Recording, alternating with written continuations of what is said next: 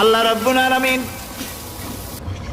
কোরআনে কারীমের ভিতরে নবীজির নাম একটি বারের জন্য নাম ধরে তাকে ডাকেন নাই, বরং তিনি বলেছেন তোমরা পরস্পর পরস্পরকে যেভাবে নাম ধরে ডাকাডাকি করো আমার নবীকে সেভাবে নাম ধরে ডাকবে না।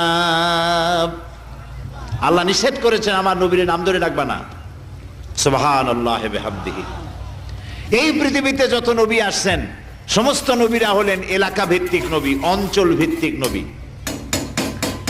এক এক এলাকার, নূহ আলাইহিস সালাম এক এলাকার, মুসা আলাইহিস সালাম আলাক এলাকার, দাউদ আলাইহিস সালাম আলাক আরেক এলাকার, এরকম এলাকা ভাগ ভাগ করা। কিন্তু মুহাম্মদ সাল্লাল্লাহু আলাইহি ওয়াসাল্লামকে আল্লাহ রাব্বুল আলামিন কোন এলাকার জন্য নবী বানান নাই।